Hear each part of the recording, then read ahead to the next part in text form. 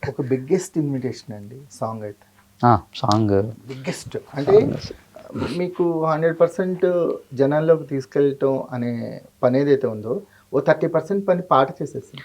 పాట అంటే పెద్ద ఛాలెంజ్గా ఫీల్ అయ్యాడండి విజయబుల్గా నిండడానికి. అంటే ఒక 5-6 పాటలు ఉన్న సినిమాలో నేను పెద్ద టెన్షన్ పడ్డానికి ఉండదు బ్రో. ఒకటి కాకపోతే ఒకటి ఏదో ఒకటైతే డెఫినెట్గా వర్కౌట్ అవుతుంది ఆడియన్స్కి, ఒక్కటైతే వెళ్ళిపోతుంది జనాల్లోకి, వస్తారు థియేటర్కి అనే కాన్ఫిడెన్స్ ఉంటుంది.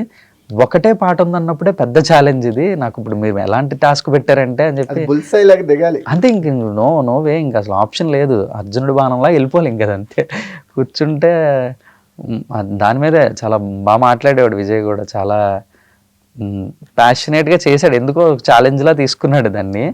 బట్ ఆ ట్యూన్ వర్క్ అయింది, దానికి పూర్ణాచారి లిరిక్స్ ప్రాపర్గా కూర్చున్నాయి, అనురాగ్ కుల్కర్ని, సమీరా భరద్వాజ్ గారు అందరూ వాయిసెస్ కానీ ఎందుకో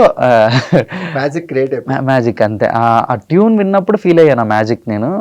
ఇది వర్క్ అవుతుంది షూర్ షార్ట్గా వెళ్తుంది ఇది ఆడియన్స్లోకి, నాకు స్ట్రాంగ్ కాన్ఫిడెన్స్. అక్కడే డైరెక్టర్ గెలుస్తాడు జగదీష్ గారు. అంటే మీకు ఆప్షన్స్ ఉంటాయి, ఇది వర్కౌట్ అవుద్ది అనే ఒక చాయిస్ తీసుకుంటారు కదా, that is the directors job. మనం ఎలా ఉంటామంటే, అంటే ఇది బాగుంటుంది, ఈ ట్యూన్ వెళ్తుంది, ఇది మంచి లిరిక్స్ రాయించుకోవచ్చు, రాసుకుంటాము.